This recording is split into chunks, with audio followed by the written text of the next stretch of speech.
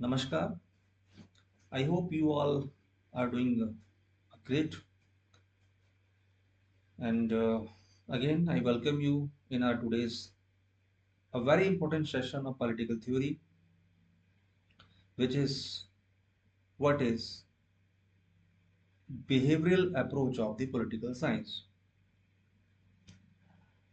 Well, friends, before I start the topic, I would like to request one thing to you all that the topic is very, very, very important, and in examinations, in many competitive examinations, many times the questions, you know, uh, the kind of question I would like to share with you that describe the behavioral approach of the political science. Yeah, what do you mean that behaviorism? Yeah, explain about behavioral approach of the political science, or you may also be asked objective kind of questions as far as this approach is concerned.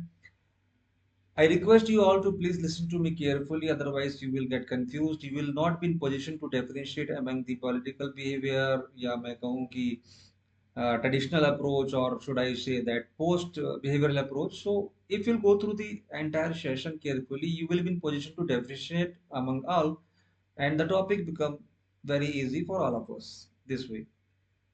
So let's start our today's topic. And if you think that anything which you find difficult, you want me to explain, again I will be explaining all the things, and any concept which is not familiar, you are not familiar with, there is no problem at all. So first of all, before I proceed, I would say that I start my session ki what is behaviorism, kind, yeah, types of criticism, but I think that I should make it very much clear that how did behaviorism origin? Yeah, what is the origin of behaviorism? Yeah, should I say what is the origin of behavioral approach in political science? Okay, in any way it can be asked. तो as you know very well that जो हमारा political science था, ancient जो उसका अगर हम प्रारूप देखें या स्वरूप देखें, वो फिलोसफिकल था, दार्शनिक था, उसका दार्शनिक आधार था। ठीक है। हालांकि अगर मैं नेक्स्ट में बात करूं कि इसकी उत्पत्ति कैसे हुई, हाउ डिड बिहेवियरिज्म ओरिजिन, तो बड़े संक्षेप में I would like to make it very clear for you all. और कोई भी कंफ्यूजन की जरूरत नहीं है, आप इसको ध्यान से सुनिएगा, बहुत ही सिंपल वर्ड में मैं इसको एक्सप्लेन करूंगा।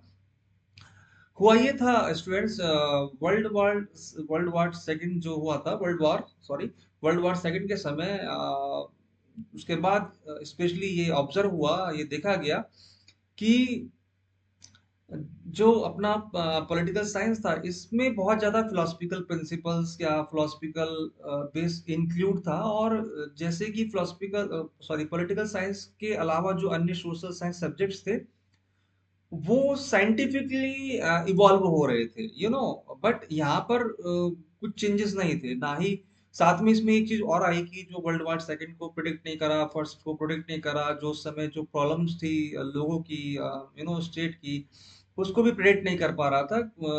और ये चीजें बहुत ज्यादा दार्शनिक या वैल्यू बेस्ड या एथिकल हो गई थी, तो इसमें हमें एक कह लीजिएगा एम्पिरिकल स्टडी की जरूरत थी, एक साइंटिफिक बेस की इसमें आवश्यकता थी।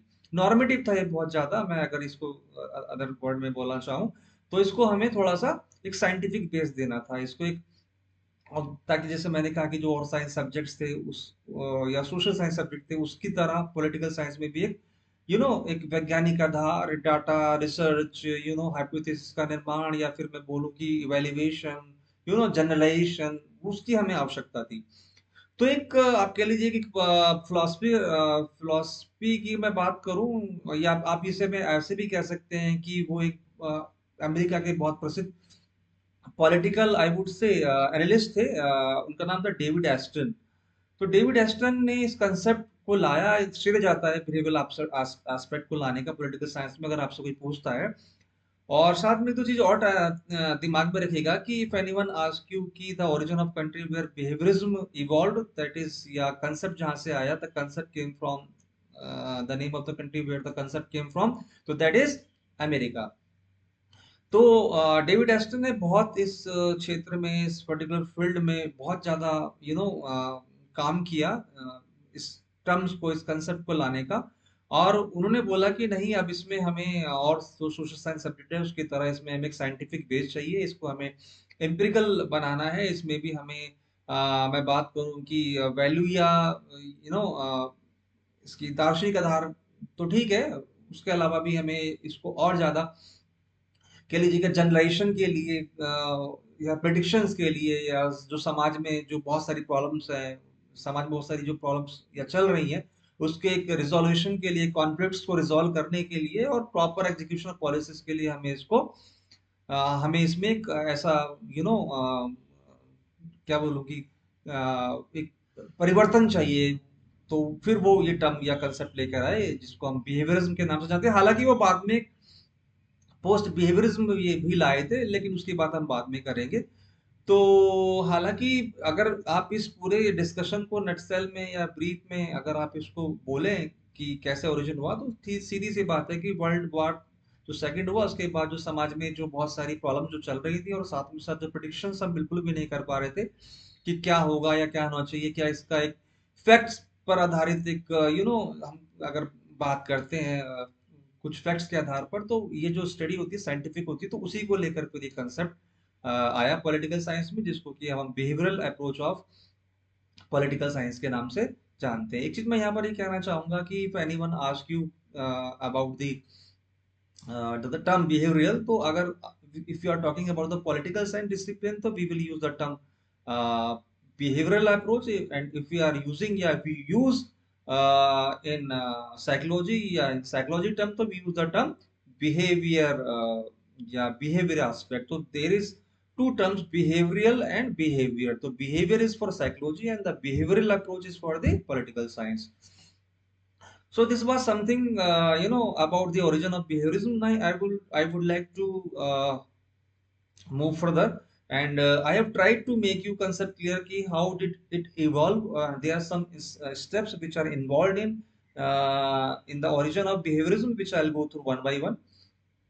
uh, it would make the concept very much clear for you people. एक तरह से stages हैं यहाँ पे, and we'll go step by step. So the first one is influence of behavioral psychology. So behaviorism in political science was significantly influenced by the rise of behavioral psychology, which emphasized the study of observable behavior over introspection. Key figures like John B. Watson and B.F. Skinner advocated for a scientific approach to studying behavior, which laid the groundwork for similar methodologies in political science. Similar methodologies in political science. तो जैसे कि आप यहाँ नाम देख रहे होंगे, कुछ वाटसन है या बीएफ स्किनर है। इस बीएफ स्किनर, अगर मैं इनका पूरा नाम बोलूँ तो ब्रूनर फ्रेडरिक स्किनर, ये भी अमेरिका से थे, और बिहेवियरिज्म में इन्होंने बहुत ज्यादा बिहेवियरल कह लीजिएगा साइकोलॉजी में बहुत ज्यादा बिहेवियरिज्म के लिए बहुत ज्यादा पॉपुलर है, जाने जाते हैं बीएफ स्किनर। और साइकोलॉजी में इनको आपने पढ़ा भी होगा, स्किनर की थ्योरी वगैरह पढ़ी होगी। तो जैसे साइकोलॉजी वगैरह में ये कंसेप्ट बहुत ज्यादा इवॉल्व हो चुका था और बिहेवियरिज्म टर्म पूरा आ चुका था।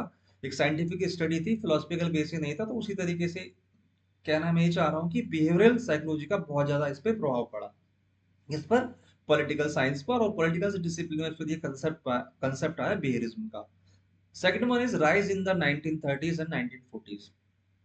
तो जैसे मैं बात कर रहा था, जैसे जैसे धीरे धीरे ग्रेजुअली इवॉल्व हुआ, स्टेप बाय स्टेप आगे बढ़ा। तो अगर मैं बात करूँ ड्यूरिंग 1930s और 1940s की, तो the behavioral approach began to gain traction in political science in the 1930s and 40s. Scholars sought to apply empirical methods and scientific rigor to the study of politics, moving away from purely descriptive or normative analysis.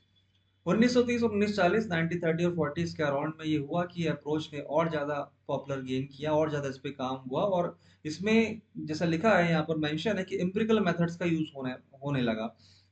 Scientific systematic study of something, या आप कह सकते हो कि collection of the data, analysis of the data, hypothesis का निर्माण, evaluations, result या consequence का जनरलाइजेशन। तो और कंसेप्ट इसमें आने लगा पॉलिटिकल साइंस डिसिप्लिन में, और इसने बिहेवियरल अप्रोच को बहुत ज्यादा सपोर्ट किया। Third one is formation of the behavioural revolution. तो ये व्हाट डज इट से कि 1950s and 1960s marked the peak of the behavioural revolution. I will repeat once, the 1950s and 1960 marked the peak of the behavioral revolution in political science. This period saw a concerted effort to make the discipline more scientific by adopting methodologies from the natural science. Prominent political scientists like David Aston, Gabriel Almond, and Harold Laswell were instrumental in the promoting this shift. तो 1950-60s में और भी ज़्यादा इसको support मिला और भी लोगों ने इस पे काम किया, जैसे कि मैंने अभी बताया था जो डेविड एस्टन थे उनको श्रेय जाता है। तो उन्होंने बिहेवियरल एस्पेक्ट पे बहुत ज़्यादा वर्क किया, बाद में पोस्ट बिहेवियरल एस्पेक्ट पे लेकर आए, अप्रोच लेकर आए, और जैसा कि उन्होंने देखा डेविड एस्टन ने कि जो सोशल साइंस अदर सब्जेक्ट्स थे उसमें बहुत ज़्यादा एम्पिरिकल थ्योरी पर जोर दिया जा रहा था, और अपना जो पॉलिटिकल साइंस के अंतर्गत इस पे वही ट्रेडिशंस अप्रोच की हम बात करते थे, तो उन्होंने इस फील्ड में काफी वर्क किया, और ये और ज्यादा इवॉल्व हुआ अपने नेक्स्ट स्टेजेस में। नाउ द फोर्थ अगर मैं बात करूं की पब्लिकेशन एंड इंस्टीट्यूशन, देखिए as far as behavioral approach of the political science is concerned, तो जो अपने जर्नल्स, एक बहुत फेमस जर्नल था अमेरिकन पॉलिटिकल साइंस रिव्यू, और इसने पॉलिटिकल साइंस में बिहेवियरल अप्रोच को लाने में यू नो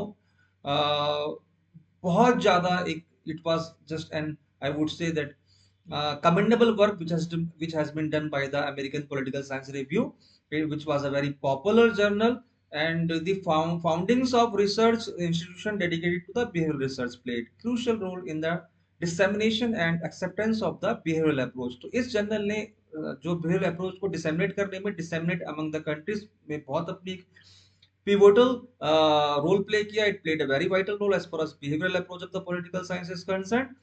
और इस तरीके से जो एस्पेक्ट है, या जो मैं बोलूं कि पॉलिटिकल साइंस डिसिप्लिन के अंतर्गत जो बिहेवियरल अप्रोच है उसको और ज्यादा एक उसका जो बेस है वो स्ट्रांग हुआ एम्पिरिकल स्टडी की, और या हम बात करें साइंटिफिक स्टडी की और साइंटिफिक बेस की, और which was earlier based on the philosophical principles. Emphasis on empirical research. The behavioral approach emphasized the collection and analysis of empirical data through surveys, experiments, and statistical analysis. This represented a significant shift from earlier methods that focused more on the historical, philosophical, and institutional aspects of politics. तभी हम जैसा बात कर रहे थे, I was just trying to make it very much clear for you people कि what is it all about, what is empirical research. Empirical research is a research which has got scientific foundations, it is based on facts, it is based on some systematic way of studying the things. तो empirical research को बहुत ज्यादा आगे promote किया गया, इस पे जोर दिया गया, experiment, surveys, data collection, analysis पे बहुत ज्यादा जोर दिया जाने लगा। और जो ये पहले जैसा लिखा हुआ भी है कि ये जैसे फिलोसफिकल प्रिंसिपल का बेस था, इंस्टीट्यूशनल या हिस्टोरिकल एस्पेक्ट्स पे ज्यादा ये फोकस करता था, अब इसका जो रुझान हुआ वो कुछ साइंटिफिक बेस या मेथड्स पे होने लगा। इंटरडिसिप्लिनरी कोलैबोरेशन, अगर हम बात करें इंटरडिसिप्लिनरी कोलैबोरेशन को, इसका भी बहुत महत्वपूर्ण रोल है बिहेवियरल अप्रोच को पॉलिटिकल साइंस में बूस्ट करने के लिए। And it says that behavioral evolution in political science was characterized by increased collaboration with other social science, particularly sociology and psychology. This interdisciplinary approach helped to enrich the study of political behavior with insights from related fields. I have earlier I have made it very much clear what is the meaning of interdisciplinary. If I say interdisciplinary nature, it means जैसे कि मैंने आपको साथ example share किया था, head share the example with you, कि जो जैसे कि हम कंसिडर करते हैं एनवायरनमेंट स्पेशली एक इंटरडिसिप्लिनरी सब्जेक्ट है, क्योंकि उसका जो रिलेशन है, उसका जो संबंध है वो अन्य सब्जेक्ट से भी है, जैसे कि environmental and physics, environmental and zoology, environmental and botany, environmental and geology, environmental and chemistry. तो उसी तरीके से जो इसका इंटरडिसिप्लिनरी कोलैबोरेशन था अन्य सोशल साइंस सब्जेक्ट्स के साथ, तो उसने भी इस बिहेवियरल अप्रोच को बूस्ट करने में बहुत महत्वपूर्ण भूमिका निभाई। ठीक है, जब पॉलिटिकल साइंस को अन्य सोशल साइंस सब्जेक्ट्स या पर्सपेक्टिव के साथ देखा गया या उसके साथ उसको स्टडी किया गया, तो बहुत सारी चीजें हमें इसकी कुछ खामियां भी मिली और दूसरे सोशल स्टडीज की कुछ विशेषताएं मिली, तो हमने उसको इम्प्लीमेंट किया, which helped us to make the, क्या लीजिएगा, या to bring the behavioral approach in the political science. So at the end I would like to say that the origins of behaviorism in political science reflect a broader trend towards scientification and empirical rigor in the social science during the 20th century. This movement aimed to create a more systematic and objective study of political phenomena, drawing on methods of principles from the natural sciences. तो सीधी सी बात है, 1920 की बात करें तो अब ये पूरी तरह से इवॉल्व हो चुका था और इस कंसेप्ट पे बहुत ज्यादा, इस अप्रोच पे बहुत ज्यादा ध्यान दिया गया। अब चीजों को अपने दार्शनिक या केवल काल्पनिक कह लीजिएगा चिंतन मनन पर आधारित नहीं रखा। जैसे अब मैं बोलूं, प्लेटो और अरस्तु जब किसी समस्या का समाधान करते थे, उनका चिंतन मनन तर्क विचार विमर्श होता था। बट वो उस समय के कंटेम्प्रेरी उस समय के कंटेम्प्रेरी या कंटेम्प्रेरी टाइम के लिए उपयुक्त था। बट प्रेजेंट सिनारियो में when we are talking about the scientific kind of research and empirical research, तो उसमें ये पूरी तरह से डिस्कार्ड तो नहीं हुआ। मैं कहूंगा कि हाँ, उसका भी थोड़ा बहुत रहा, बट ज्यादा जोर हमने एम्पिरिकल स्टडी पे दिया और इसको एक साइंटिफिक प्रिंसिपल और डेटा एनालिसिस, हाइपोथेसिस फॉर्मेशंस और शुड आई से जनरलाइजेशन आदि पर ध्यान देते हुए इसको आधार बनाया गया और ये अप्रोच इवॉल्व हुआ और बहुत ज्यादा समाज से जुड़ी हुई समस्याएं थी। मैंने उस दिन बताया था prevalent problems which were going on during that time, like women rights की बात करें, श्वेत अश्वेत की बात करें, या फिर अनेक यूरोपियन कंट्रीज में भी बहुत सारी सामाजिक सोशल प्रॉब्लम्स फेस की जा रही थी। तो उसको भी प्रेडिक्शन किया जाने लगा on the basis of the behavioural approach, because इसका जो बेस था, इसका जो आधार था, वो एक साइंटिफिक था और ये एम्पिरिकल स्टडी पर बेस्ड था। ओके, तो स्टूडेंट्स अब थोड़ा सा हम आगे चलते हैं। हम इसको थोड़ा सा स्पेसिफिकली, जैसे कि आज हम बात कर रहे हैं कि the topic of today's discussion is behavioural approach, तो हम इस पे थोड़ा सा आगे डिस्कशन करेंगे और will try to understand what is all about. आप प्लीज थोड़ा सा स्क्रीन पे ध्यान दीजिए, साथ साथ try to pay attention towards my words. First, I'll go through the contents and then I'll explain it, or I would say that I would make it clear for you people. Behavioralism approach of political science. अब देखिए ये है क्या, थोड़ा सा हमने देख लिया कि कैसे इसका ओरिजिन हुआ अब तक के डिस्कशन में, या अब तक के जो सेशन है उसमें इनिशियल मैंने आपके सामने ये चीज रखा कि भाई इसका ओरिजिन कैसे हुआ, हमारे लिए जानना भी बहुत ज्यादा जरूरी है, कैसे आया, कैसे इवॉल्व हुआ, क्या कारण थे। अब थोड़ा सा स्पेसिफिकली अगर मैं बात करूं, पॉलिटिकल साइंस डिसिप्लिन के अंतर्गत बिहेवियरल अप्रोच की हम बात करते हैं। So behavioralism is a theory in political science that emerged in the 1950s and 60s in the United States. It is also known as behavioral revolution or behavioral science. According to this theory, political science should be concerned with the study of behavior rather than the study of abstract concept or institutions. It focuses on observable and measurable behavior rather than subjective and abstract concepts such as justice, rights and democracy. तो सीधी सी बात है, अब क्या होने लगा कि जो इसमें जो पहले के जो कंसेप्ट पे इसको फोकस किया जा रहा था, जस्ट जैसे मैंने आपसे बात करी कि इसको एक दार्शनिक आधार देकर चिंतन मनन पर इसको समस्या को समाधान किया जाए, लेकिन अब ऐसा नहीं हुआ और आगे आगे इस पे एम्पिरिकल या मैं बोलूँ साइंटिफिक स्टडी या साइंटिफिक प्रिंसिपल पे जोर दिया जाने लगा। और ये बोल भी रहा है कि अब केवल ना केवल हम इंस्टीट्यूशन का बिहेवियर का अध्ययन करना या फिर दार्शनिक आधार पर समस्या को समाधान करना ये नहीं रहा, और अब हम कुछ फैक्ट्स पर कुछ जो हमारे क्या बोलूँ कि इसकी systematic way of study something, उस पर हम ज्यादा इस पे फोकस करने लगे। और अब जो रिसर्च को ऑब्जर्व, अब देखिए आप सीधी सी बातें जानते हैं, जब ट्रेडिशन जो अप्रोच था इसका पॉलिटिकल साइंस का, उस वो that was not based on observation और it was purely based on qualitative data या क्वालिटेटिव रिसर्च। लेकिन अब क्या होने लगा, बिहेवियर जो हम बात कर रहे हैं अप्रोच की, इसमें एक तो फोकस किया जाने लगा क्वांटिटेटिव डेटा पर और प्लस ऑब्जर्वेशन पर, और ध्यान था हमारा एम्पिरिकल स्टडीज पे। आगे देखते हैं कि इसमें थोड़ा सा और कंसेप्ट क्लियर बनाया जाए। Behaviouralism emerged as a response to traditional approach. हमने बोला था ना कि जो बिहेवियरिज्म आया वो क्यों आया, क्योंकि ट्रेडिशनल अप्रोच में कुछ लूप होल्स थे। Okay, behaviourism emerged as a response to traditional approaches to political science which were based on normative concepts and philosophical theories. Traditional political scientists were more concerned with studying the ideal forms of government and the principles of justice rather than the actual behavior of individuals and groups in political system. Behavioralism rejected this approach and emphasized the importance of empirical evidence and scientific methods. तो देखिए कितनी अच्छी तरीके से यहाँ पर ये कोशिश की गई है कि जो बिहेवियरल कंसेप्ट है उसको बहुत ज्यादा क्लियर बनाया जाए, इजी बनाया जाए। ताकि आप इसको आसानी से समझ सके। और बड़े ही सुंदर और बड़े सिंपल तरीके से यहाँ पर इसने बात स्पष्ट कही है, या इट इज मेंशन्ड हियर, कि जो इसका नॉर्मेटिव कंसेप्ट था, जो फिलोसफिकल थ्योरीज बेस्ड पे ये जो ट्रेडिशनल अप्रोच था, उसको उस पे हमने उससे ज्यादा ध्यान हटाया और ज्यादा ध्यान हमने अपने इसके साइंटिफिक स्टडी या एम्पिरिकल स्टडीज पे लगाया। ट्रेडिशनल जो पॉलिटिकल साइंटिस्ट थे वो ज्यादातर किस पे उनका जो डिसीजन था वो ज्यादातर, या समस्या को जो सॉल्व करते थे वो ज्यादातर किस पे बेस्ड था, फिलोसफिकल या दार्शनिक था, उसका आधार या दार्शनिक स्थान पर बेस्ड था। बट इस अप्रोच के अंतर्गत जो जोर दिया गया वो एम्पिरिकल स्टडीज पे दिया गया, एम्पिरिकल एविडेंस पे दिया गया, क्योंकि इसमें साइंटिफिक मेथड्स का यूज किया जाता है, हमारे पास कुछ प्रमाणिकता रहती है। On the basis of that decisions are taken, we do the research and the results are generalised. तो ये जो है बिहेवियरल अप्रोच की बहुत बड़ी एक विशेषता है। और साथ में एक चीज कहूंगा कि यही कारण था कि ट्रेडिशनल अप्रोच को हमने थोड़ा सा दरकिनार किया, पूरी तरह से रिजेक्ट तो नहीं किया, ऐसा नहीं कह सकते, क्योंकि it was still being adopted by many politicians. तो लेकिन हाँ, we were in great need of some scientific approach, तो because of that behavioural approach came in this discipline. The behavioralist approach sought to make political science more scientific by applying more methodological, fact-based research. While prior to behaviorism, the field was more qualitative and normative. The behaviorist made use of surveys, sampling, interviewing, scaling, and statistical analysis. The approach sought to analyze current patterns of behavior rather than projected assumptions of results of laws or power.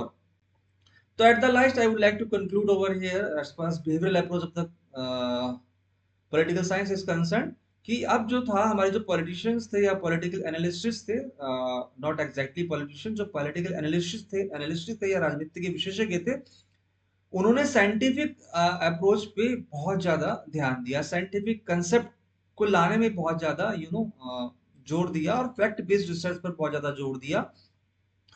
और ये जो field था इसमें केवल ना केवल qualitative data या normative मैं बात करूं अप्रोच को अडॉप्ट किया गया, बल्कि इस behavioural approach of political science में survey, sampling, interviewing, scaling, statistical analysis करा गया, और इसको और ज्यादा साइंटिफिक बेस दिया गया। तो ये बहुत ज्यादा जरूरी था इन प्रेजेंट सिनेरियो में। We talk about the scientific base of the research.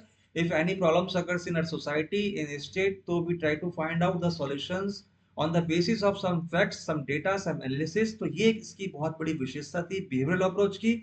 और इसी तरह इसीलिए बिहेवियरल अप्रोच बहुत ज्यादा डिसेमिनेट हुआ, अदर कंट्रीज में प्रिवेंट हुआ, और काफी इसमें हेल्प मिली पॉलिटिकल साइंस में समस्याओं को फेस करने के लिए। तो आपने देखा किस तरीके से जो बिहेवियरल अप्रोच पॉलिटिकल साइंस था उसकी क्या ओरिजिन हुई, और कैसे वो फिर आगे आगे आगे आगे इवॉल्व होता चला गया, और अपने एक जो एक कहते हैं ना वर्तमान में, ये अपने एक जो आप इसका स्वरूप देखते हैं वो कोई एक दिन की कहानी नहीं है, इसके पीछे एक बहुत बड़ा लंबा सफर है जो हमें तय करना पड़ा। और आज सभी विषयों में हम साइंटिफिक बेस की बात करते हैं, तो इसलिए हमारे लिए आवश्यक हो जाता है कि हम पॉलिटिकल साइंस डिसिप्लिन में भी हम फिलोसफिकल आधार को केवल बेस ना माने, उस फिलोसफिकल सिद्धांतों पर केवल हम काम ना करें, हम कुछ फैक्ट्स बेस पर हम काम करें, इसको इसको रिसर्च को हम एम्पिरिकल बनाएं, हम इसमें अगर हम बात करें तो इसमें जनरलाइजेशन वगैरह जो टर्म्स मैंने आपसे भी यूज करे, उन चीजों का हम उपयोग कर पाए।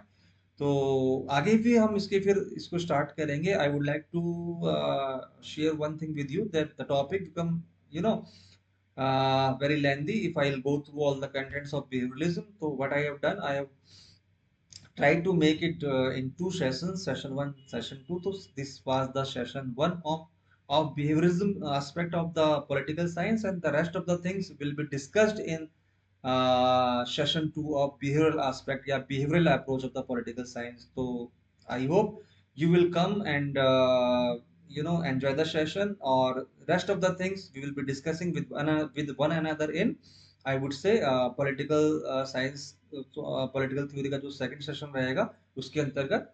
तो please do not get confused, till then have a nice day, thank you very much, and I hope you would have enjoyed the entire sessions. Thanks a lot, bye bye.